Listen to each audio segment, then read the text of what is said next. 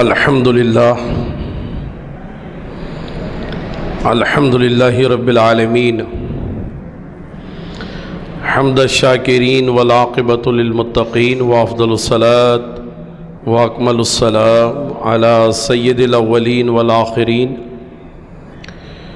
أشرف الأنبياء وخاتم المرسلين سيدنا ونبينا ومولانا محمد وعلى آله الطيبين الطاهرين وأصحابه المكرمين المعظمين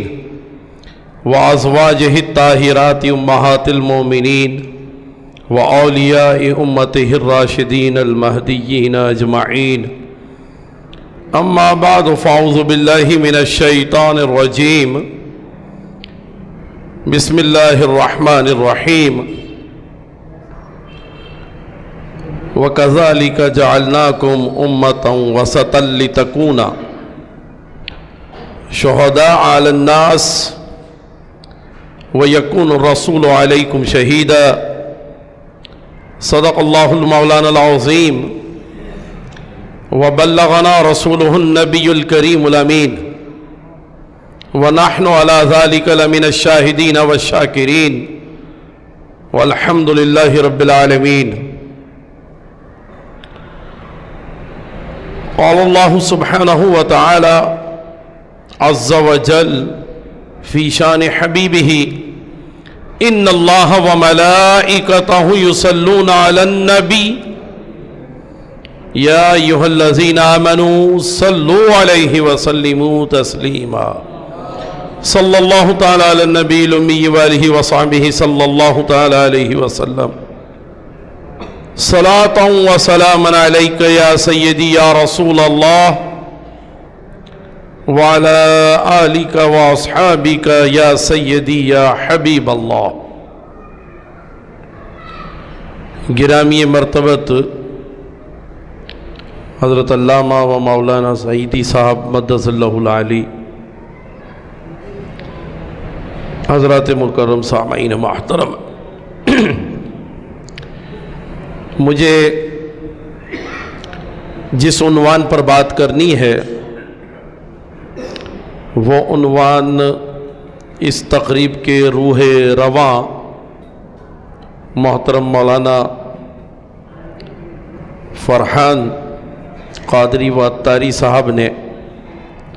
یہ طے کیا کہ ہمارے وطن عزیز اسلامی جمہوریہ پاکستان میں کافی عرصے سے لوگ ریشہ دوانیوں کے ذریعے اپنے باطل نظریات کے ذریعے اسلامیان پاکستان کے عقائد کو چیلنج کرتے ہیں اور اپنے باطل نظریات کو فروغ دینے کی کوشش کرتے ہیں، اور جو مسلمہ معتقدات یعنی اسلامی عقائد برسا برس سے جو طے شدہ ہیں، مسلمہ ہیں، ان کو چھیڑنے کی کوشش کی جاتی ہے. تو اس اعتبار سے یہ طے کیا تھا مولانا فرحان صاحب نے اور ہم نے کہ ہم اس عنوان پر بات کریں، کیونکہ اب یہ ریشہ دوانیاں بہت زیادہ بڑھتی جا رہی ہیں. پہلے چند لوگ تھے، اب زیادہ ہے. پہلے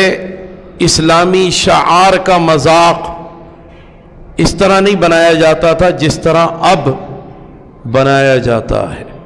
اب شعائر اسلامیہ کو باقاعدہ طور پر گویا بازیچہ اطفال بنانے کی کوشش کی جا رہی ہے، اور قرآن کے مضامین کو گویا کہ بدلنے کی کوشش کی جا رہی ہے. اس لیے یہ عنوان طے کیا کہ جو شاعر مشرق علامہ اقبال کے ایک شعر کا مصرع ہے کہ خود کو بدلتے نہیں قرآن کو بدل دیتے ہیں. تو قرآن کے مضامین کو بدلنے کی جو ناپاک جسارت کی جا رہی ہے، اور ابھی حال ہی میں تقریباً 3-4 ہفتہ قبل جو کوشش کی گئی اور اس پر ہمارے یہاں معمولی سا رد عمل سامنے آیا، اور پھر اس کے بعد لوگ خاموش ہو گئے اور خاموش ہو کر کے بیٹھ گئے۔ جنہوں نے قرآن کے مضمون کو بدلنے کی کوشش کی، نہ انہوں نے توبہ کی، رجوع نہیں کیا، اور کوئی تجدید ایمان وغیرہ کے معاملات بھی ان کے سامنے نہیں آئے، اگرچہ ان کے ارتداد کا ہمیں پہلے سے پتہ ہے کہ وہ کتاب و سنت کے احکامات سے ارتداد کرتے ہیں، ارتداد فی الدین کا ارتکاب کرتے ہیں، ان کا ایمان پہلے سے ہی معتبر نہیں ہے، لیکن یہ بھی جو حال میں انہوں نے شرارت کی ہے اور شرانگیزی کی ہے اور جو کفر بکا ہے، تو جن لوگوں کے نزدیک وہ اب تک صاحبان ایمان تھے، تو کم از کم اب ان کے سامنے ان کا کفر آ گیا، تو اس اعتبار سے ان کے لیے میں عرض کر رہا ہوں کہ کوئی رجوع کرنے کی اور کوئی تائب ہونے کی خبر کہیں سے بھی نہیں ملی۔ ہمارا مقدمہ اس محفل کا، اس درس کا یہ ہے کہ اللہ تبارک و تعالی نے ایک بہت ہی مقدس کلمہ جو اس نے اپنے اسماء صفات میں بھی رکھا، یعنی اللہ تعالیٰ کا ایک اسم صفت ہے شہید، پھر اس نے یہی اسم صفت اپنی بارگاہ خاص سے اپنے پیارے محبوب علیہ السلام کو بھی تفویض فرما دیا، عطا فرما دیا، اور حضور علیہ السلام کے لیے بھی کہا گیا کہ آپ شہید ہیں، شاہد بھی کہا گیا۔ پھر اللہ تبارک و تعالیٰ کا مزید کرم یہ کہ پیارے آقا علیہ السلام کی امت کو بھی شہید قرار دیا گیا، اور پھر جو اللہ تبارک و تعالیٰ کے دین کے لیے، ابلاغ کے لیے، دین کی حفاظت کے لیے، دین کی عزت و ناموس کی خاطر جو بھی اپنی کوشش کرتے ہیں، تو ان کی کوششوں کو بھی اللہ تبارک و تعالی نے شہید قرار دیا، اور پھر جو اس کوشش کے نتیجے میں اپنی جان سے گزر جاتے ہیں، تو ان کی موت کو بھی اللہ تعالیٰ نے شہید قرار دیا۔ تو یہ دیکھیے کئی مرحلے ہیں، اللہ تبارک و تعالیٰ شہید، اس کا محبوب شہید، کوشش کرنا یہ بھی شہید، اچھا احکامات اسلامیہ پر عمل کرنا یہ بھی شہادت کے زمرے میں آتا ہے، اس لیے یہ بھی شہید، کیونکہ سورہ بقرہ میں اللہ تبارک و تعالیٰ نے 144 نمبر کی آیت میں یہ بات بیان فرمائی کہ محبوب ہم نے قبلے کو بدلا ہی اسی لیے ہے کہ ہم یہ دیکھیں کہ کون آپ کی پیروی کرتا ہے اور کون آپ کی پیروی سے الٹے پاؤں پھر جاتا ہے، لہذا جو آپ کی پیروی کرتے ہیں وہ شہید ہیں۔ تو یعنی امت کو بھی شہید قرار دیا گیا۔ تو اس اعتبار سے کتنے مرحلے ہیں جہاں یہ مقدس کلمہ شہید استعمال ہوتا ہے، اور پھر سب سے بڑھ کر اس مقام پر کہ جہاں دین کو پھیلانے کی خاطر یا دین کو بچانے کی خاطر جو قربانی پیش کی جاتی ہے، جو اپنی جان کا نذرانہ پیش کیا جاتا ہے، تو اس عمل کو بھی شہادت کا عمل کہتے ہیں، اور جو اپنی جان سے گزر جاتا ہے اس کو شہید کہا جاتا ہے۔ اور شہید کے مقام اور مرتبے کے لیے اللہ سبحانہ و تعالی عز و جل نے قرآن مجید میں کئی مضامین ارشاد فرمائے۔ دو مضامین بڑے اہم ہیں۔ ایک یہ فرمایا کہ یہ مرتے نہیں ہیں، بل احیاء ولکن لا تشعرون، یہ زندہ ہوتے ہیں، تمہیں ان کی زندگی کا شعور نہیں ہے کہ یہ کس طرح زندہ ہے، کیونکہ ہم تو زمین پر بسنے والے زندہ لوگوں کو دیکھتے ہیں نا، کہ بھئی جو ہماری طرح حرکت کر رہا ہے، چلتا ہے، پھرتا ہے، بیٹھتا ہے، اٹھتا ہے، کھاتا ہے، پیتا ہے، ہم اسی کو کہتے ہیں یہ زندہ ہے۔ لیکن اللہ تعالیٰ نے فرمایا جو زمین کے اندر چلا گیا، اللہ تبارک و تعالیٰ کی وحدانیت کی گواہی دیتا ہوا، پیارے آقا علیہ السلام کی رسالت و نبوت کی شہادت دیتا ہوا، جو زمین کے اندر چلا گیا وہ بھی شہید ہے، اور اس شہید کے لیے یہ فرمایا کہ وہ زندہ ہے۔ تمہیں نہیں معلوم کہ وہ کیسے زندہ ہے، تم جتنی کوشش کرو تم اس کا شعور ہی نہیں رکھتے۔ تم جو بھی کوشش کر لو کہ ان کے اعمال کو دیکھنا چاہو کہ قبر میں وہ کیا کر رہے ہیں، تو تمہیں پتہ نہیں چلے گا، کیونکہ تمہیں شعور نہیں ہے۔ اور دوسرے مقام پر یہ فرمایا کہ اگر تم یہ سمجھتے ہو کہ زندگی کے لیے رزق ضروری ہے، تو پھر یاد رکھو کہ اللہ تبارک و تعالی نے اپنے ان نیک بندوں کو یعنی شہداء کو زندہ بھی رکھا ہے، اور اللہ تعالیٰ انہیں رزق بھی دیتا ہے۔ یہ دونوں آیات شہداء کرام کی عظمتوں کو بیان کر رہی، اور ویسے مجموعی اعتبار سے جو بھی پیارے آقا علیہ السلام کا کلمہ پڑھتا ہے وہ شہید ہے، ٹھیک ہے۔ جیسے میں نے عرض کیا، اللہ تعالیٰ نے 143 نمبر کی آیت مقدسہ میں سورہ بقرہ میں یہ مضمون فرمایا، وَكَذَلِكَ جَعَلْنَاكُمْ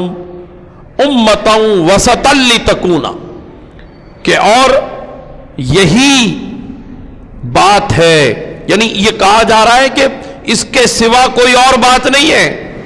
بات ہی یہی ہے۔ جیسے ہم کہتے ہیں نا اپنی گفتگو میں کہ دراصل بات یہ ہے، در حقیقت بات یہ ہے، جب کوئی اہم بات کو بیان کرنا ہو، جب کوئی مضمون کے اندر موجود اس کا پس منظر ہو، تو ہم یہ کہتے ہیں کہ بھئی اصل میں بات یہ ہے۔ تو اللہ تعالیٰ فرما رہا ہے کہ اصل بات یہی ہے کہ ہم نے اس امت کو یہ فضیلت دی کہ یہ امت اپنی اس فضیلت کی بنیاد پر تمام انسانوں پر شہادت دینے والی ہے، تمام انسانوں پر، تمام انسانوں پر گواہ ہے۔ حضور علیہ السلام نے اس آیت مقدسہ کے نازل ہونے کے بعد یہ فرما دیا تھا کہ مسلمان کا کسی کے حق میں یہ کہنا کہ یہ مسلمان ہے یہ کفایت کر جائے گا، اور کسی کے حق میں یہ کہنا کہ یہ کافر ہے تو یقیناً وہ اس کے کفر کو بتائے گا تو اس کے کفر کے لیے بھی وہ کفایت کر جائے گا۔ یہی وجہ ہے، یعنی مسلمان جو ہوتا ہے وہ اللہ تبارک و تعالی کی بارگاہ سے یہ خاص ایمان کی فراست حاصل کر کے گفتگو کرتا ہے۔ اسی لیے کہا گیا کہ مومن کی فراست سے ڈرا کرو، کیوں؟ کیونکہ مومن جو ہے وہ اللہ کے نور سے دیکھتا ہے۔ اتقوا فراست المومن، مومن کی فراست سے ڈلو، کیونکہ وہ اللہ تبارک و تعالی کی بارگاہ خاص سے ایسی بصیرت اور ایسی بصارت رکھتا ہے کہ جو وہ دیکھ لیتا ہے کہ اس کے باطن میں کیا ہے، اس کے اندر کیا ہے، کیونکہ وہ اس مقام اور اس مرتبے پر ہوتا ہے کہ جو مقام اللہ سے دوستی اختیار کرنے کا مقام ہے، جسے ولایت کا مقام کہتے ہیں۔ تو اس وجہ سے یہ آیت مقدسہ سورہ بقرہ کی، جس میں اللہ سبحانہ و تعالی عز و جل یہ فرما رہا ہے کہ ہم نے اس امت کو فضیلت دی اور پھر اس امت کو سارے انسانوں پر گواہ بنا دیا ہے، یعنی یہ انسانوں پر شہید ہیں جو یہ گواہی دیں گے وہ گواہی قبول کی جائے گی. اور پھر اس کے بعد اللہ تبارک و تعالی نے فرمایا کہ اور رسول صلی اللہ تعالی علیہ وآلہ وصحبہ بارک وسلم وہ تمام اپنی امت کے افراد پر گواہ ہیں. یہاں 2 مرتبہ شہادت کا کلمہ آیت مقدسہ میں استعمال ہوا. ایک شہادت کو اللہ تبارک و تعالی نے مضاف فرمایا امت کی طرف، اور دوسرے کلمہ شہادت کو حضور علیہ الصلوۃ والسلام کی طرف. یعنی امت تمام انسانوں پر گواہ ہے، اور پھر اللہ کے پیارے حبیب علیہ الصلوۃ والسلام وہ اپنی امت پر گواہ ہے. اور اس آیت مقدسہ کی تفسیر میں یہ بات تمام علماء تفاسیر نے بیان کی ہے. یعنی کسی کو اس میں اختلاف نہیں، کسی کو اس میں کلام نہیں، سب نے اس پر یہ کلام کیا ہے کہ اللہ سبحانہ و تعالی عز و جل جب روز آخرت لوگوں سے یہ دریافت فرمائے گا کہ تمہیں کیا میری وحدانیت پر ایمان لانے کے لیے کسی نے توجہ نہیں دلائی تھی؟ کیا تم کو میری الوہیت کے بارے میں پتہ نہیں چلا؟ میں نے مبلغین بھیجے، یعنی انبیاء و مرسلین جو تبلیغ فرماتے تھے دین کی، تو یہ نبی اور رسول نے تم کو تعلیم دی، اس کے باوجود تم ایمان نہیں لائے؟ تو وہ کہیں گے کہ ہمیں اے اللہ تیرا توحید کا پیغام نہیں پہنچا. تو پھر اللہ تبارک و تعالی اتمام حجت کے لیے یہ انداز اختیار فرمائے گا کہ نبیوں اور رسولوں کو بلوایا جائے گا. جو رسول جس قوم کی طرف تشریف لائے، جو نبی جس قوم کی طرف تشریف لائے، تو ان کو بلا کر قوم کے سامنے کھڑا کر کے اللہ تبارک و تعالی فرمائے گا کہ یہ بھیجے تھے تمہاری طرف. تو وہ قوم ان کو جھٹلا دے گی. پہلے وہ جھٹلائے گی پیچھے میں، بعد میں اتنے ڈھٹائی کا مظاہرہ کریں گے کہ جب رسول اور نبی علیہ السلام اجمعین وہ تشریف لے آئیں گے تو پھر وہ ان کے سامنے منہ پر جھٹلا دیں گے. وہ کہیں گے کہ ہم نے تمہیں پیغام دیا تھا، وہ کہیں گے نہیں ہمیں کوئی پیغام نہیں ملا. پھر اللہ تبارک و تعالی فرمائے گا ان نبیوں اور رسولوں سے کہ بھئی تم نے پیغام دیا، اس پر کوئی حجت پوری کرنے کے لیے گواہی پیش کی جائے. تو سارے انبیاء و مرسلین وہاں شہادت کے لیے امت مصطفیٰ کا حوالہ پیش کریں گے. سارے انبیاء و مرسلین، اب آپ اندازہ لگائیں، کم و بیش 1,24,000 انبیاء و مرسلین علیہم السلام اجمعین، وہ اس موقع پر یہ بات اللہ تبارک و تعالی کی خاص بارگاہ الوہیت میں روز آخرت جہاں تمام لوگ جمع ہیں، انسان اور جنات جمع ہیں، فرشتے جمع ہیں، ان سب کے سامنے وہ یعنی فضیلت بیان کر رہے ہیں، ان سب کے سامنے وہ عظمت بیان کر رہے ہیں، اور وہ اللہ کی بارگاہ میں یہ عرض کریں گے کہ اے اللہ ہمارے ابلاغ دین کے لیے امت مصطفیٰ گواہ ہے. تو وہ سب کے سب کہیں گے کہ یہ امت مصطفیٰ گواہ کیسے ہو سکتی ہے؟ اس لیے کہ ان کا زمانہ اور ہے، ہمارا زمانہ اور ہے، یہ ہمارے زمانے میں کہاں تھے؟ تو پھر یہ امت مصطفیٰ جو گواہی دے گی اس میں اللہ تبارک و تعالی کی بارگاہ میں یہ عرض کریں گے، یعنی ہم اور آپ،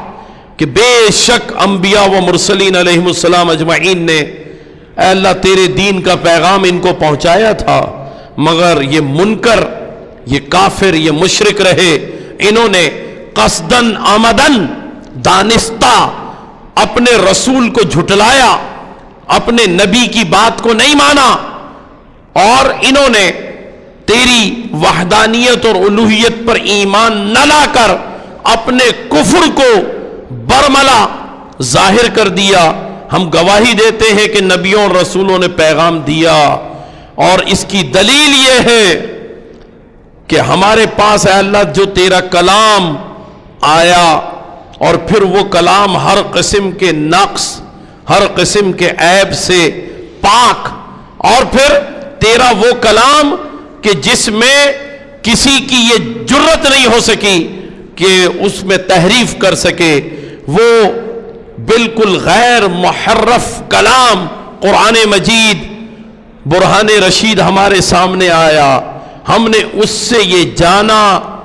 کہ تیرا یہ کلام تیرے محبوب علیہ السلام پر نازل ہوا، اور تیرے محبوب جو کہتے ہیں وہ بھی سچ، اور تیرا کلام جو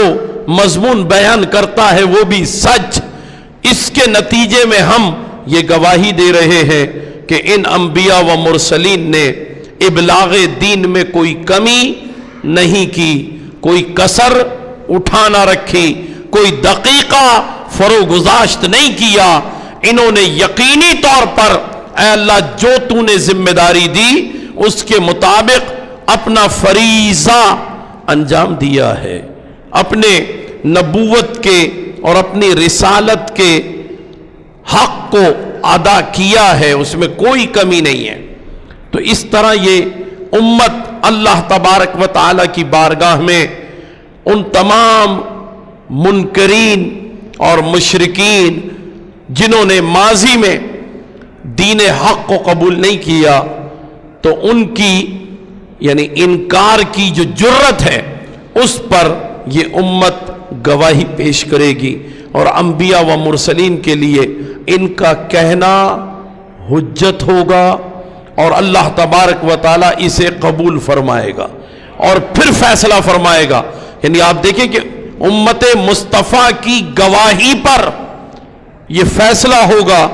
کہ ان بدبختوں کو کہ جنہوں نے نبیوں اور رسولوں کو جھٹلایا ہے انہیں جہنم رسید کر دیا جائے،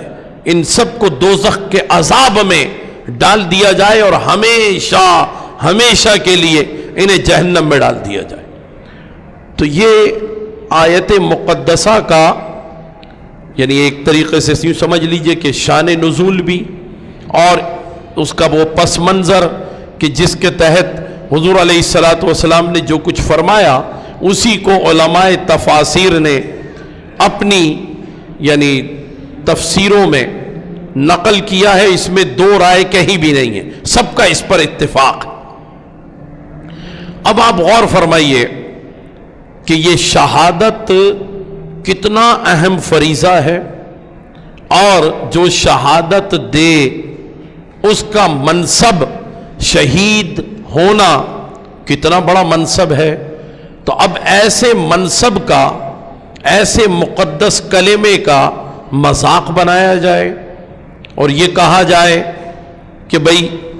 اگر ڈرون حملے میں کتا بھی مر جائے تو وہ بھی شہید ہے، یہ مذاق ہوا نا۔ کتے کے لیے یہ کلمہ استعمال کرنا اور کسی انسانیت پر انسانیت سوز مظالم ڈھانے والے اور مسلمانوں کے خون سے اپنے ہاتھوں کو رنگنے والے ایسے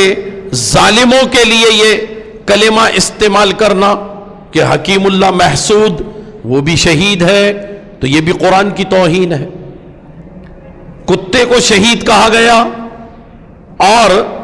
ظالموں کو اور مسلمانوں کے خون سے اپنے ہاتھ رنگنے والوں کو ہمارے اس ملک میں، اس پاک سرزمین پر، ہمارے اس وطن میں انہیں شہید کہا گیا۔ ذرا سوچئے کتنے قدر بےغیرتی کی بات ہے، کس قدر یعنی ایمان کو بالائے طاق رکھ کر کتنی یعنی بے حیائی کی بات ہے، کتنے بڑے ظلم کی بات ہے کہ قرآن مجید کا مقدس کلمہ جو کہ خود اللہ تبارک و تعالی کی یہ خاص صفت ہے، وہ خود شہید ہے۔ دیکھیے آپ خود دیکھیے گا قرآن مجید میں اللہ تعالیٰ نے اپنے لیے بھی شہید کا کلمہ استعمال فرمایا، اور حضور علیہ السلام کے لیے بھی ہے۔ جہاں یعنی اسماء حسنہ اگر آپ پڑھتے ہیں تو آپ دیکھیے گا اس میں شہید مل جائے گا. قرآن مجید کے شروع میں جو اس کے فلیپ پر اللہ تعالیٰ کے 99 نام جو لکھے نظر آتے ہیں اس میں شہید نام آپ کو ملے گا. حضور علیہ السلام کے جو اسماء گرامی قرآن مجید کے آخر حصے میں اس کے بیک پر فلیپ پر لکھے ہوئے نظر آتے ہیں تو وہاں بھی شہید کا کلمہ ملے گا. اور امت مصطفیٰ کے لیے بھی شہید کا کلمہ استعمال ہوا, اور جو اللہ تعالیٰ کے دین کی خاطر اپنی جان دے دے تو اس کے لیے بھی شہید کا کلمہ استعمال ہوا. تو اب آپ اس کلمے کی عظمت دیکھیے کہ یہ کتنا اہم ہے. آپ اگر غور فرمائیں تو آپ کو یہ بات سمجھ میں آئے گی, ہر ایک کے لیے نہیں کہا گیا, لیکن اللہ تبارک و تعالی رب العالمین ہے, اس نے کسی اور کو رب العالمین نہیں کہا. ٹھیک ہے, اللہ تعالی رب العالمین, اللہ تعالی خالق ہے, کسی اور کو اس نے خالق نہیں کہا. ٹھیک ہے, لیکن اللہ تبارک و تعالی شہید ہے اور اس نے اپنے رسول کو بھی شہید کہا, امت مصطفیٰ کو بھی شہید کہا. اور جو دین کی خاطر جہاد کرتے ہوئے رزم حق و باطل کے میدان میں, باطل کے مقابلے میں لڑتے ہوئے ضرب لگ جانے کے نتیجے میں زخمی ہو کر کے دنیا سے چلا جائے تو وہ شہید ہے, اس کو بھی شہید کہا گیا. یہ ماضی میں پچھلے ادوار میں بھی انبیاء و مرسلین کے ماننے والے جو دین کے لیے کام کرتے رہے, قربانیاں پیش کرتے رہے, وہ بھی شہید ہیں. اور آج کے دور میں بھی امت مصطفیٰ میں جو دین کی خاطر, دین کو بچانے کے لیے, عزت و ناموس کے لیے یہ قربانی پیش کرتے ہیں وہ شہید ہیں. تو اب آپ اور ہم اس نتیجے پر آسانی سے پہنچ سکتے ہیں کہ جو ہم نے ایک مقدمہ قائم کیا کہ قرآن مجید کی جو عظمت ہے اس عظمت کو پامال کرنا, قرآن مجید کے مضامین کا مذاق بنانا, قرآن مجید کے اندر استعمال ہونے والی مقدس اصطلاحات کو, کہ جبکہ وہ اصطلاحات اللہ تبارک و تعالیٰ کے اسم صفت کی صورت میں بھی ہیں اور حضور علیہ السلام کے اسم صفت کی صورت میں بھی ہیں, ان اصطلاحات کا مذاق اڑانا, ان اصطلاحات کو کسی اور کے لیے کہ جہاں بالکل مضمون بدل جائے, یعنی قرآن کو بدلنے کی کوشش کرنا کہ یہ قرآن مجید میں تحریف ہے اور کھلی ہوئی تحریف ہے, بالکل صراحتاً قرآن مجید کے یعنی متن کی بھی تحریف ہے یہ, اور اس کے متن کی تشریحات اور اس کے مضامین کے اندر بھی یہ تحریف ہے. اور پھر تیسری بات یہ کہ اپنی رائے سے قرآن مجید کی اصطلاح کو کسی کے لیے استعمال کرنا تو یہ ویسے ہی حرام کا ارتکاب ہے کہ حضور علیہ السلام نے یہ فرمایا, اور تمام علماء کا اس بات پر یعنی اتفاق ہے کہ قرآن کی کوئی بھی تفسیر اپنی ذاتی رائے سے نہیں کی جا سکتی. تو یہاں تفسیر بالرائے بھی پائی جاتی ہے, یہ بھی کفر ہے. یہاں قرآن کی عزت و ناموس, اس کے مضمون کو اور قرآنی اصطلاحات کو پامال کرنے کی ناپاک کوشش بھی کی گئی ہے. تو یہ ایک انتہائی گناہ کا یہاں عمل سامنے نظر آتا ہے, اس میں پایا جاتا ہے. پھر یہی کلمہ جو اللہ تعالیٰ نے اپنے اسم صفت کی صورت میں بیان فرمایا, اپنے محبوب کے اسم صفت کی صورت میں بیان فرمایا, تو اس کا مذاق بنانا یہ بھی کفر ہے اور صراحتاً کفر ہے. اسی لیے میں نے یہ بات عرض کی کہ چند لوگوں نے یقینی طور پر جو میڈیا پر ہوتے ہیں انہوں نے کچھ اس سلسلے میں زیادہ سختی کے ساتھ نہیں, زیادہ یعنی ایک ہوتا ہے کہ بہت غم کا اور غصے کا اظہار کیا جاتا ہے, تو غم اور غصے کے اظہار کے ساتھ نہیں, ایسے ہی ہنستے ہوئے روا روی میں بس بات کی گئی کہ بھی یہ فلاں شخص نے، لوگ عام طور پر کیا کہنا چاہیے فضل الرحمن کہتے ہیں، لیکن میرے خیال میں اس کو شر شیطان کہنا چاہیے. تو وہ شخص شر شیطان، اور اس کو ملا ڈیزل کہتے ہیں، ڈیزل کے اندر بھی شر پایا جاتا ہے. تو اس اعتبار سے اس نے جو بات کہی کہ کتا بھی شہید ہے تو یہ کفر ہے. اور وہ شخص کہ جو اپنے آپ کو منور حسن کہتا ہے، اس نے ظالموں کے لیے،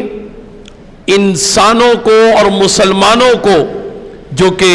یعنی تہ تیق کر رہے ہیں، ان کی جانوں ان کے مالوں کا نقصان کر رہے ہیں، ان کے لیے یہ بات کہنا کہ وہ بھی شہید ہیں، تو یہ بھی قرآن مجید کا مذاق بنانا ہے. دیکھیے بات دراصل یہ ہے کہ دنیا میں جب ہم غور کرتے ہیں، چاہے پچھلے زمانے کی دنیا ہو یا یہ موجودہ دنیا ہو، تو دنیا میں یہ طاقت، یہ رعونت، یہ اقتدار اور یہ جو غلبہ ہے، یہ غلبہ کسی بھی اعتبار سے کبھی بھی کسی کو ضروری نہیں ہے کہ ہمیشہ صراط مستقیم پر ہی رکھے. یہ طاقت کبھی رعونت میں بدل جاتی ہے، یہ رعونت جو ہے پھر ظلم میں تبدیل ہو جاتی ہے. اقتدار کا نشہ یہ بہت برا ہوتا ہے، اسی لیے وہ نئے نئے اپنی مرضی کے احکامات جاری کر دیتے ہیں. آج کی دنیا میں اگر امریکہ کے پاس اقتدار ہے، امریکہ کے ہاتھ میں پاور ہے، امریکہ کے پاس طاقت ہے اور اس طاقت میں رعونت ہے، تو انہوں نے ایک نیو ورلڈ آرڈر کی بات کی تھی. لیکن یہ نیو ورلڈ آرڈر کی بات انہوں نے جو کی تھی یہ نئی بات نہیں تھی. ہم اسے نئی بات اس لیے سمجھتے ہیں کہ ہماری نگاہوں کے سامنے ماضی میں دیے جانے والے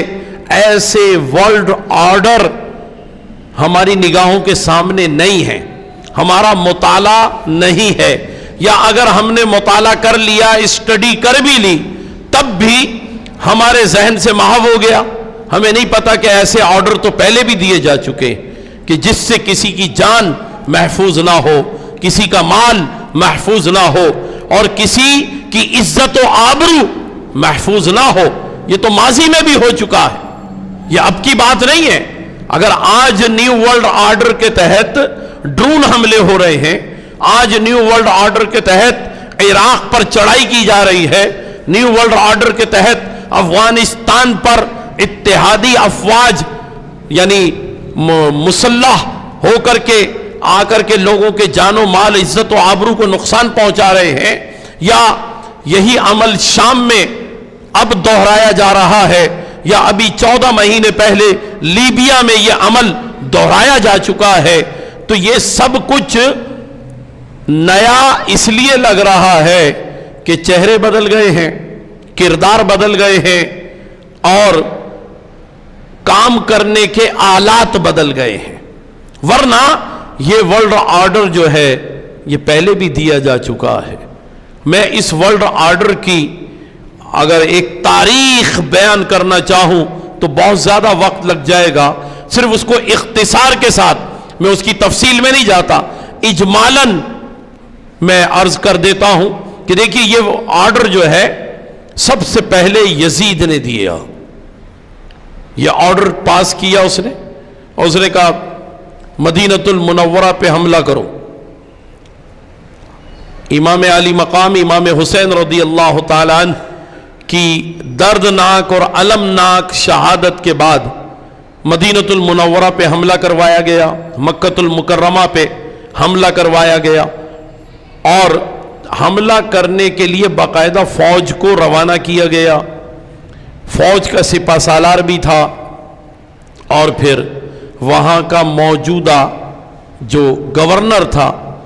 وہ بھی موجود تھا. اب افواج میں سے کچھ لوگوں نے یہ کہا کہ بھئی یہ تو اہل مدینہ کلمہ گو ہیں، کلمہ پڑھتے ہیں تو ہم کیسے ان کو قتل کریں، ان پر اٹیک کریں، ان کے مال کو کیسے چھین لیں؟ تو اس وقت جو ولید بن عقبہ مدینۃ المنورہ میں گورنر تھا تو اس نے سپہ سالار کو یہ کہا کہ تم اپنی سپاہیوں کو سمجھاؤ. تو اس نے کہا کہ بھئی آپ گورنر ہیں، آپ ان کو سمجھائیں اور ان کو کوئی شرعی جواز پیش کریں تاکہ یہ کام کریں.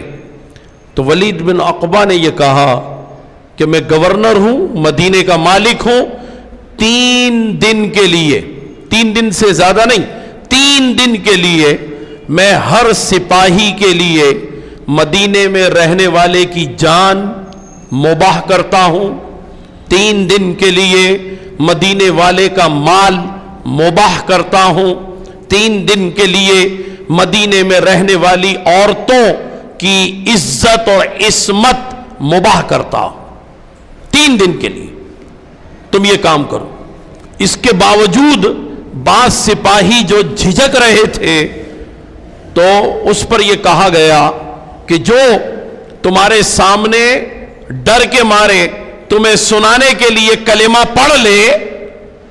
اور کہے کہ لا الہ الا اللہ محمد رسول اللہ یا اشہد ان لا الہ الا اللہ وحدہ لا شریک لہ واشہد ان محمدا عبدہ ورسولہ، کلمہ شہادت پڑھ لے تو پھر تم اسے مارنے سے گریز کرو گے. تو گریز نہیں کرنا،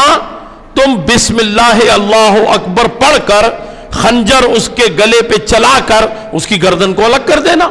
تم جب بسم اللہ اللہ اکبر پڑھو گے تو وہ حلال ہو جائے گا اور اللہ تعالیٰ تم سے نہیں باز پرس کرے گا. یعنی یہ آرڈر دیا گیا باقاعدہ کہ اللہ تم سے باز پرس نہیں کرے گا. اور جو اپنے گھر کا دروازہ نہ کھولے، دروازہ بند رکھے، تو تم اللہ اکبر کہہ کر اس کے گھر میں کود جانا، یہ تمہارے لیے مباح ہوگا اور جائز ہوگا. پھر جو کچھ تمہارے ہاتھ آئے وہ تمہارا ہے. 3 دن کے لیے یہ مدینۃ المنورہ میں عمل کیا گیا، یہی مکۃ المکرمہ میں کیا گیا. مدینۃ المنورہ میں اس واقعے کو واقع حرہ کہا جاتا ہے کیونکہ مسجد نبوی شریف کے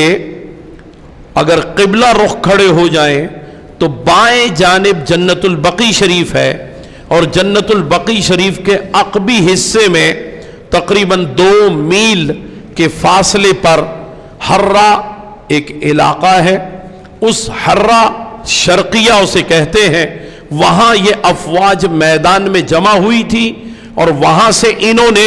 اہل مدینہ پر اٹیک کیا تھا، اس لیے اس واقعے کو واقع حرہ کہا جاتا ہے. اور حضرت سعید بن المسیب رضی اللہ تعالیٰ عنہ تابعی بزرگ ہیں، وہ مسجد نبوی شریف میں اندر رہ گئے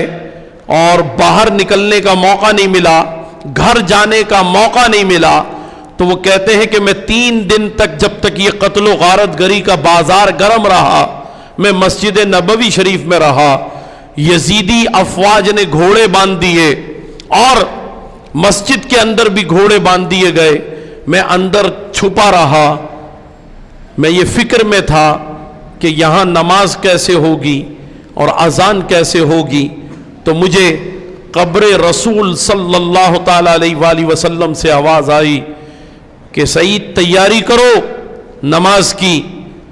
اور اس کے بعد اذان کہی گئی. قبر رسول سے آواز آئی اذان کی، اور پھر اس کے بعد اقامت کی آواز آئی اور یہ مجھے کہا گیا کہ ہمارے ساتھ نماز میں شامل ہو جاؤ. اللہ اکبر، یا رسول اللہ صلی اللہ تعالیٰ علیہ وسلم، یا علی کرم اللہ تعالیٰ وجہ. دیکھیے اب میں جو بات عرض کر رہا ہوں کہ یہ آرڈر پچھلا آرڈر ہے، کافی عرصہ پہلے یہ بات کہی گئی، طاقت کے زوم میں کہی گئی، اقتدار اور اپنے غلبے کی بنیاد پر کہی گئی، اور تمام افواج کو اپنے ہاتھ میں رکھ کر گویا ایک مسلح جد و جہد کرنے کی بات کی گئی. اور وہ منفی جد و جہد ہے، منفی سرگرمیاں ہیں افواج کی. تو یہ واقعہ بہت پہلے ہو چکا آرڈر کے تحت. پھر اسی آرڈر کو ہم دیکھتے ہیں کہ بعد میں یہ آرڈر چلتے رہے ہیں، مختلف وقتوں میں چلے ہیں۔ میں اس آرڈر کے حوالے سے بات کرتا ہوں۔ دیکھیے، حسن بن صباح یہ ایک شخص افغانستان کے علاقے قندھار اور بدخشاں میں رہا، 5ویں صدی ہجری میں رہا۔ اس نے وہاں پر یہ آرڈر پاس کیے، یہی والے آرڈر، اور اس آرڈر کے تحت افغانستان کو تاراج کر دیا گیا۔ پھر حسن بن صباح نے یہ بھی کیا کہ جو ہمارے اس آرڈر کو مان لے گا ہم اس کو جنت دے دیں گے، اور اس نے باقاعدہ ایک جنت بنائی تھی بدخشاں میں، افغانستان کے علاقے میں۔ تو اس اعتبار سے یہ آرڈر دیکھیے، وہ یزیدی آرڈر بعد میں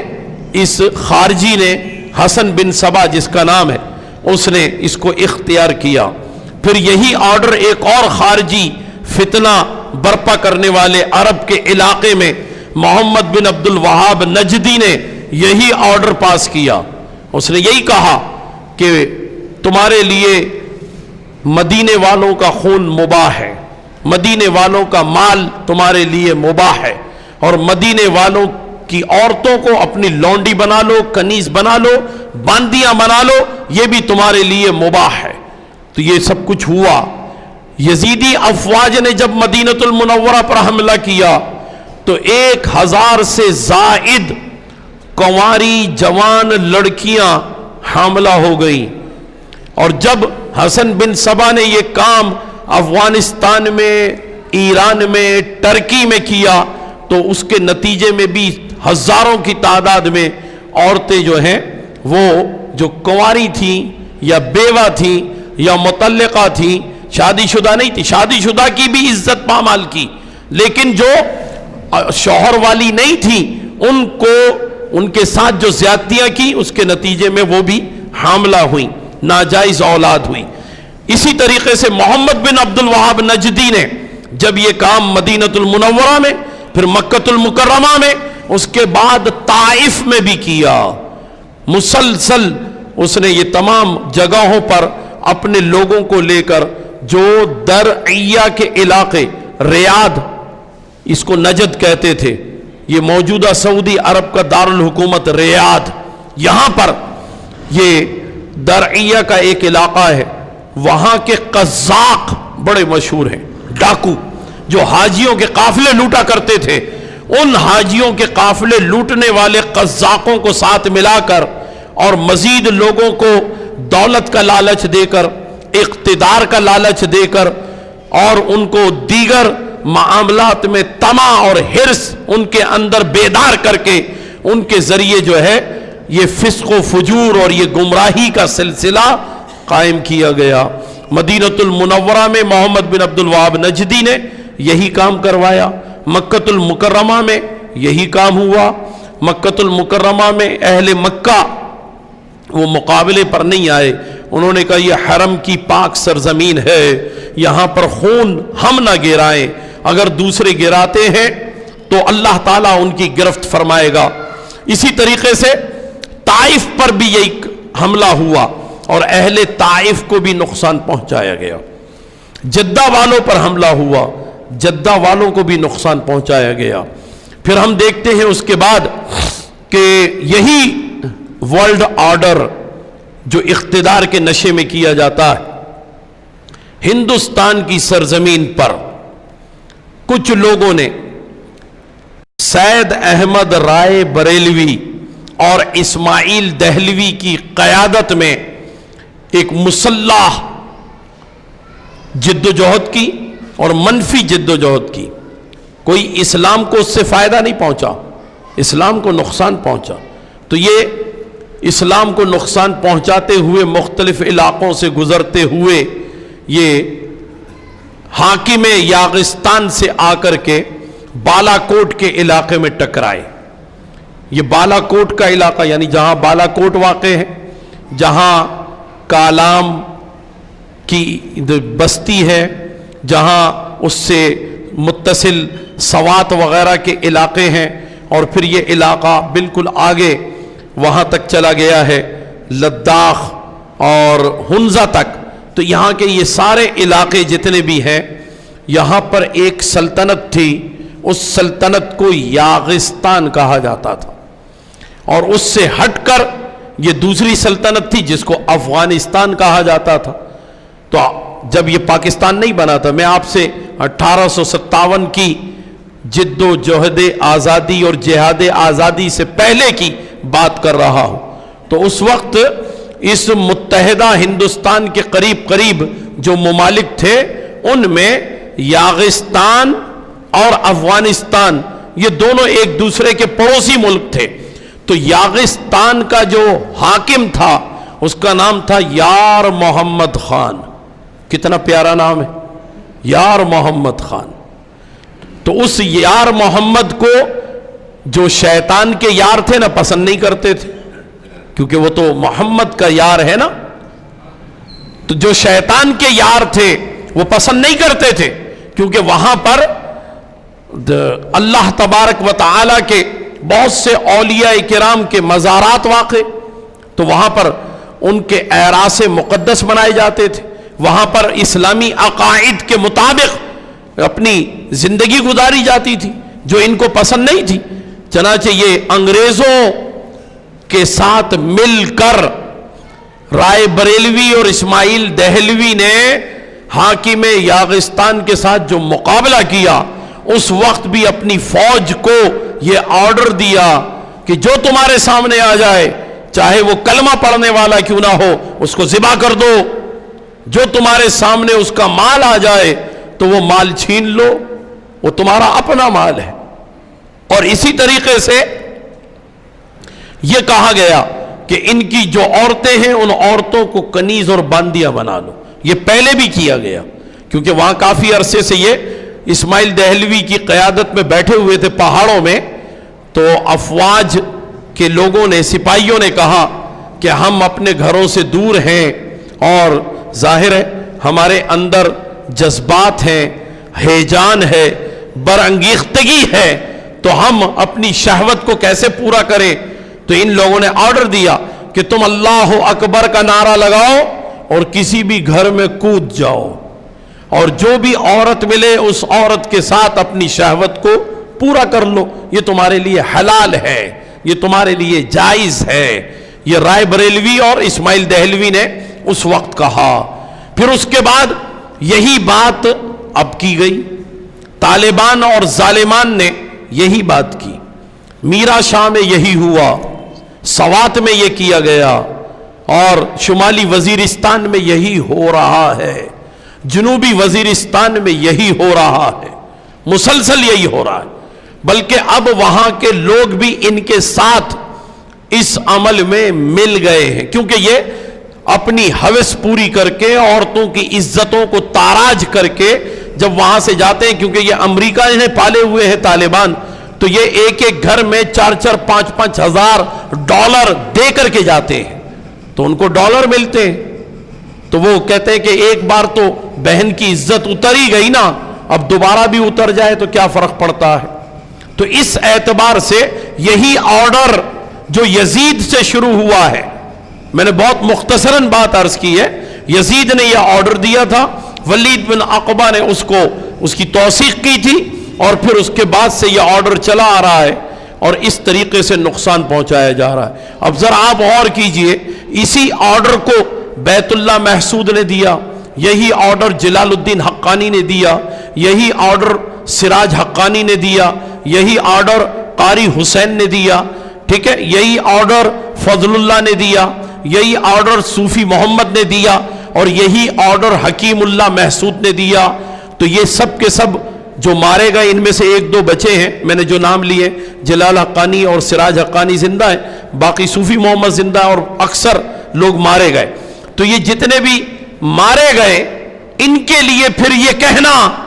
تو میری بات کو ذہن میں رکھیے گا کہ یہ آرڈر کیا دے رہے ہیں، اور ان کے لیے یہ کہنا کہ یہ جو مارے گئے تو یہ شہید ہے، یہ کیسے ممکن ہے؟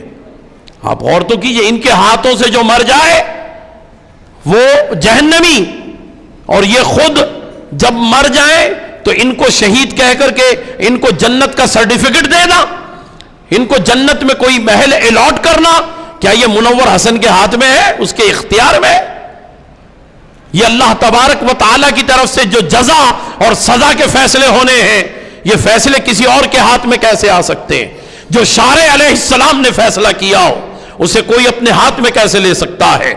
شریعت کوئی مذاق ہے کہ اس کے لیے یہ کہہ دیا جائے کہ یہ بھی شہید اور وہ بھی شہید؟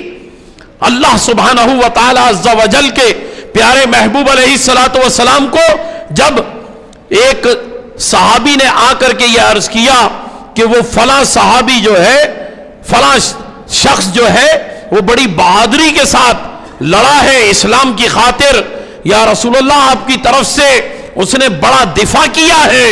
اور آپ نے یہ فرمایا تھا کہ یہ شخص جو ہے یہ جہنم میں جائے گا، تو یہ کیسے ممکن ہے؟ وہ تو بڑی بہادری سے لڑا ہے، اس کو کئی زخم لگ چکے ہیں۔ حضور علیہ السلام نے فرمایا کہ جو میری زبان سے نکل گیا وہ نکل گیا۔ اور پھر تھوڑی دیر کے بعد وہی صحابی واپس آئے اور کہنے لگے کہ اس کو بہت تکلیف ہو رہی تھی، اپنی اس تکلیف کو وہ برداشت نہیں کر سکا، تو لہذا اس نے اپنے نرخرے پر خنجر رکھ کر کے خودکشی کر لی، خودکشی کر لی۔ اب ذرا غور فرمائے کہ پیارے آقا علیہ السلام جو بات فرما رہے ہیں، یعنی بظاہر تو ایک شخص دین اسلام کے پھیلاؤ کے لیے یا اس کے بچاؤ کے لیے مسلمانوں کی طرف سے صحابہ کی صفوں میں آ کر جد و جہد کر رہا ہے، لیکن حضور علیہ السلام فرما رہے ہیں کہ یہ جہنمی ہے، اور پھر بعد میں وقت نے ثابت کر دیا، اس کی موت نے ثابت کر دیا کہ واقعی وہ جہنمی ہے۔ تو جس کے لیے سرکار اس طرح فرمائیں، تو یہ آج کے لوگ کیسے یہ فیصلہ دے سکتے ہیں کہ یہ فلاں شخص شہید ہے، فلاں جنتی ہے؟ اور پھر اور تو اور ذرا غور فرمائیے کہ جس کو، یعنی جس کے منہ کے لعاب کو دین اسلام نے نجس قرار دیا ہو، اس کتے کے لیے یہ کہا جائے کہ یہ کتا بھی شہید ہے، اس سے بڑھ کر اسلام کا مذاق اڑانا اور کیا ہو سکتا ہے؟ ہونا تو یہ چاہیے تھا اپنے آپ کو بدلنے کی کوشش کی جاتی، یہاں اپنے آپ کو نہیں بدلا جا رہا بلکہ قرآن کو بدلا جا رہا ہے۔ جو خناس شیطان کے مکر اور فریب کی وجہ سے ذہن اور دماغ پر چھا گیا ہے، اس کو زبردستی گویا اسلامائز کرنے کی کوشش کی جا رہی ہے، اپنے نظریات کو دین اسلام کا سرٹیفکیٹ دینے کی بات کی جا رہی ہے۔ کتنے افسوس کی بات ہے۔ اور پھر اس معاملے پر تو پورا ملک سراپا احتجاج ہو جاتا، لیکن ایسا احتجاج نہیں ہوا۔ کتنے افسوس کی بات، یعنی پیارے آقا علیہ السلام کے لیے جو کلمہ شہید کا قرآن میں استعمال ہوا، اللہ تعالیٰ کے لیے یہ اسم صفت شہید خود اللہ نے اپنے لیے استعمال کی، امت مصطفیٰ کو شہید کہا گیا۔ اتنے پاکیزہ کلمے کو، اتنے پاکیزہ نام کو، یعنی اس طریقے سے اس کی دھجیاں بکھیر دی گئیں، اس کے تقدس کو پامال کر دیا گیا کہ یہ کلمے کی جیسے کوئی حیثیت ہی نہیں ہے۔ بھئی کسی کا نام اگر بگاڑ دیا جائے تو اسی پر دیکھیے نا لوگ برہم ہو جاتے ہیں، ناگوار گزرتا ہے۔ اگر یوں سمجھ لیجئے جیسے کوئی قد پستہ قد والا شخص ہو، تو پستہ قد ہے نا،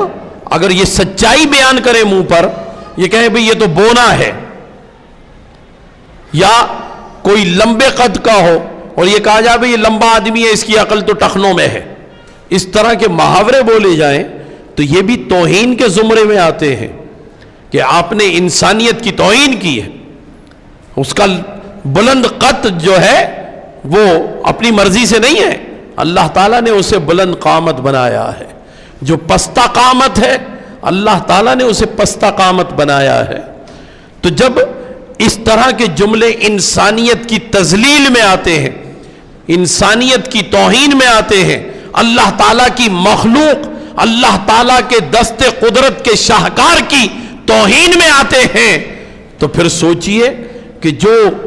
دین کی اصطلاح ہے، یہ اسلامی شعار ہے، اس کا مذاق بنانا، یہ سب شعائر اسلامی ہے۔ شہید ہونا، عمل شہادت سے گزرے بغیر ممکن نہیں ہے. تو یہ عمل شہادت کیا ہے؟ یہ پورا عمل، یعنی ایک جذبے کے ساتھ گھر سے نکلنا دین کی خاطر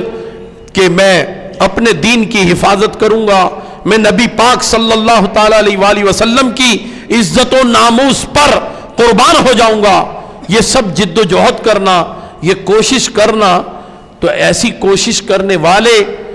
کا تو کتنا اخلاص ہوتا ہے، اس کے اندر کس قدر، ذرا غور فرمائیے کہ جذبہ ہوتا ہے، وہ محبت رسول سے سرشار ہوتا ہے. تو جو محبت رسول کے قریب بھی نہ ہو، جس کا کوئی واسطہ ہی نہ ہو، کہ پیارے آقا علیہ الصلوۃ والسلام نے اپنے کانوں کی یہ لو اس سے نیچے زلف مبارک کبھی نہیں رکھی. اور جو شخص حکیم اللہ محسود جس کی بات ہو رہی ہے، وہ خبیث اور وہ انتہائی یعنی کذاب، جھوٹا اور منافق اور کافر وہ شخص جو ہے، اس نے جب بھی اپنے بال رکھے ہیں تو اس کے بال کندھوں سے نیچے آتے تھے، اسے سینے پہ ڈولا کرتے تھے، سینے تک آتے تھے. اور اس کو کہا جائے کہ یہ سنت مطہرہ کا پابند تھا، تو کیسے وہ سنت مطہرہ کا پابند؟ تو جس شخص کے کردار میں، اس کے افکار میں، اس کے نظریات میں، اس کے معتقدات میں کوئی بھی چیز اسلامی نہیں ہے، صرف نام رکھ لینے سے تو کوئی مسلمان نہیں ہوتا نا. تو جو اس انداز میں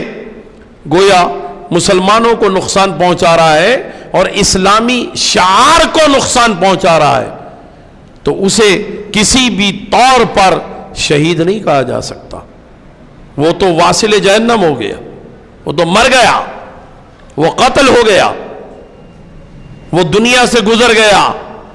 جہانی ہو گیا. اس کے لیے کہا جائے گا جہانی ہو گیا، یعنی دوسرے جہان میں پہنچ گیا، عالم برزخ میں پہنچ گیا. اسے کبھی بھی یہ نہیں کہا جا سکتا. تو یہ اسلامی شعار ہیں، یہ اسلامی اصطلاحات ہیں، ان کا مذاق بنانا یہ بالکل ایسے ہی ہے کہ جیسے کوئی مسجد کو گرا دے. یہ ایسے ہی ہے کہ جیسے کوئی یہ کہہ دے کہ قربانی نہ کرو، ایسے ہی ہے جیسے کوئی کہہ دے کہ نماز نہ پڑھو، ایسے ہی ہے جیسے کوئی کہہ دے کہ روزہ نہ رکھو. جس طرح نماز نہ پڑھنے کا فتویٰ دے کر اسلام کی توہین کی جائے گی، اسی طریقے سے ایرے غیرے کو شہید کہہ کر یا کسی کتے کو شہید کہہ کر یہ اسلام کی توہین کی جا رہی ہے. یہ توہین ہے اور شدید توہین ہے، جو کہ کفر کے زمرے میں آتی ہے. اس اعتبار سے یہ ملت اسلامیہ کا، ہمارا الحمدللہ مسلک حق، مذہب مہذب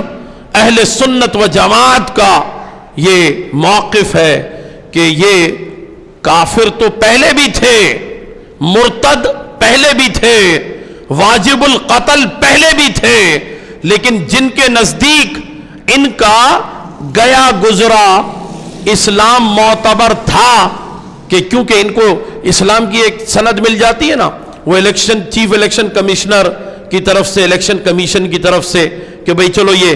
مسلمان ہیں، مسلمانوں کی سیٹ پر الیکشن لڑ سکتے ہیں. تو منور حسن کو بھی ملی یہ سند، اور وہ ملا ڈیزل شر شیطان کو بھی ملی یہ سند، اس نے بھی الیکشن لڑا، ظاہر مسلمان کی سیٹ پہ ہی لڑا. تو جن کے نزدیک یہ مسلمان سمجھے جاتے رہے ہیں، ان سے سوال ہے، ان سے میں یہ پوچھنا چاہتا ہوں کہ وہ بتائیں کہ اب ان کے اسلام کی سند کیا ہے، اب ان کے اسلام کے معتبر ہونے کی کیا سند ہے؟ کیا اب بھی یہ گنجائش رہتی ہے؟ یا اگر چلے ان کے نزدیک گنجائش ہے تو کیا انہوں نے رجوع کر لیا؟ کیا انہوں نے اپنے ارتداد سے توبہ کر لی؟ اگر ان کے نزدیک یہ گئے گزرے ہی مسلمان صحیح تو رجوع کریں، توبہ کریں، میڈیا پر آئیں اور آ کر کے کہیں کہ ہم نے یہ بات کہی تھی کہ بھئی کتا بھی شہید ہے، ہم نے یہ واقعی اسلام کا مذاق اڑایا، ہم نے اللہ تعالیٰ کے اسم صفت کا مذاق بنایا، رسول کے اسم صفت کا مذاق بنایا، ہم اس پر جو ہے وہ توبہ کرتے ہیں. اور کیونکہ یہاں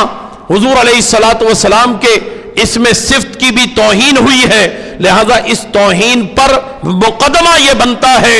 तमाम उलमाए अहनाफ और उलमाए मालिकिया, उलमाए शवाफे और उलमाए हनाबला का इस पर इत्तिफाक है कि गुस्ताख रसूल आकर एतराफ़ करे कि मुझसे तौहीन हो गई, मुझसे गलती हो गई, इक़बाल जुर्म करे और पब्लिक में करे, अलल ऐलान करे, और उसके बाद उसे इस्लामी रियासत जो है वो पकड़ कर इस बुनियाद पर कि ये गुस्ताख रसूल है, गुस्ताखी कर ली, इसकी तौबा सिर्फ ये है, गुस्ताख रसूल की तौबा सिर्फ ये है, गुस्ताख रसूल की तौबा सिर्फ ये है कि उसे कत्ल कर दिया जाए, उसे कत्ल कर दिया जाए। वो कत्ल हो जाएगा अपनी रजामंदी से, अपने सर को सामने रख देगा कि तलवार चला दो। फिर क्या होगा कि ये इसकी तौबा मोतबर होगी और फिर उसके बाद उसकी नमाज जनाजा होगी और फिर उसे मुसलमानों के कब्रिस्तान में दफन भी किया जा सकता है। और जो इक़बाल जुर्म करके अपने आप को सजा के लिए पेश ही नहीं करेगा तो वो जब भी कभी मरेगा तो उसे कूड़ा करकट पे फेंका जाएगा, उसकी नमाज जनाजा नहीं होगी, उसको गुस्ल नहीं दिया जाएगा, उसको कफन नहीं दिया जाएगा और उसको दफनाया भी नहीं जाएगा। ये गुस्ताख रसूल की सजा यही है। तो अब इस एतबार से आप जरा सोचिए कि ना इन्होंने तौबा की, ना इन्होंने रुजू किया, ना इन्हें कोई शर्मिंदगी है, बल्कि वो तो बड़े ढीठ बनकर बात करते हैं, दूसरे बल्कि उनकी हिमायत में खड़े हो गए। आप जरा गौर तो फरमाइए, यानी मुनव्वर हसन के बयान पर कि हकीमुल्लाह महसूद जो है वो शहीद है और हकीमुल्लाह महसूद के मुकाबले पर जो जो लोग रहे हैं, यानी अफवाज पाकिस्तान की भी तौहीन कर दी उन्होंने कहा जितने भी पाकिस्तान के फौजी, मुसलमान फौजी है ना, उनमें सवात के ऑपरेशन में जिसने क़यादत की मेजर जनरल शौकत सुल्तान जैसे मुजाहिद और मसलक के हक अहले सुन्नत व जमात से ताल्लुक़ रखने वाले और मेजर जनरल राशिद कुरैशी वगैरह ऐसे लोगों के लिए भी कहा गया कि ये उनके मुकाबले पे जो मारे जा रहे हैं तो ये मकतूल हैं, वो शहीद है। यानी तालिबान जालिमान जो कि मुसलमानों के घरों में कूद जाएं, इज्जत और नामूस को बर्बाद कर दें, उनके लिए कहा जा रहा है वो शहीद है। और जो उनको इस अमल से रोक रहे हैं तो वो अफवाज पाकिस्तान जो है वो मकतूल है। फिर उसका दिफा करने के लिए वो लियाकत बलोच आया सामने, उसने एक प्रेस कॉन्फ्रेंस की कि ये मतलब नहीं था मुनव्वर हसन साहब का और ये मतलब नहीं था। अरे भाई, जिसका ये मामला है, जो ये गुस्ताखी का इर्तिकाब कर चुका है, वो खुद आकर के अपने बयान की वजाहत करे, वो खुद बताए और शर्मिंदा हो अपनी बात पर। और इसी तरीके से दूसरी जानिब से भी किसी किस्म की कोई बात सामने नहीं आई, बल्कि वो आज भी मीडिया पर बड़े ढीठ बन करके कुर्सी पर बैठते। अल्लाह तबारक व तआला की तरफ से जो गिरफ्त होगी, जो पकड़ होगी, उससे तो ये नहीं बच सकते, लेकिन अपना किरदार अदा करने के लिए इस्लामिया ने पाकिस्तान की जिम्मेदारी, इस रियासत के मामलात को लुक आफ्टर करने वालों की जिम्मेदारी है। इस रियासत में बसने वाले तमाम मुसलमानों की यह जिम्मेदारी है कि कम अज कम उनके इस बयान से अपनी नफरत का और अपनी बेरात का इजहार जरूर करें। ये कहें कि हम इसकी ताईद नहीं करते, हम ऐसे लोगों को पसंद नहीं करते कि जो इस तरह कुरान मजीद के मज़ामीन को यानी बिगाड़ने की और बदलने की और कुरानी इस्तिलाहात की यानी जो तकद्दुस है उसको मजरू करने की कोशिश करते हैं। हम ऐसे लोगों को कतई तौर पर पसंद नहीं करते कि जो अपने आप को बदलना चाहिए लेकिन वो अपने आप को नहीं बदल रहे बल्कि कुरान को बदल रहे हैं। यह हमारा बड़ा यानी इंतहाई खतरनाक अलमिया है। हमारे मुल्क में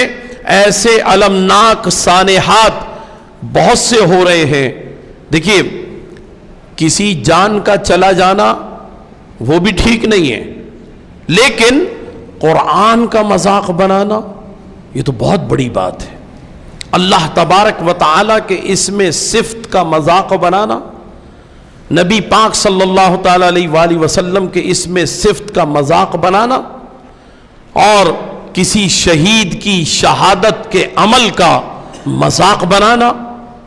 یہ بہت بڑی بات ہے. اس لیے کہ جس کی خاطر ہم جان دے سکتے ہیں، یعنی قرآن کی خاطر ہم جان دے سکتے ہیں، تو جان کی اہمیت زیادہ ہے یا قرآن کی اہمیت زیادہ ہے؟ ہم اللہ کی عزت و ناموس کے لیے جان دے سکتے ہیں، رسول اللہ علیہ الصلوۃ والسلام کی عزت و ناموس کے لیے ہم جان دے سکتے ہیں. تو اب آپ ذرا غور فرمائیے، تو جان زیادہ قیمتی ہے یا اللہ کے رسول کی عزت و ناموس زیادہ قیمتی ہے؟ جس زمانے میں سب سے پہلے سلمان رشدی بدبخت نے، وہ شیطان رشدی نے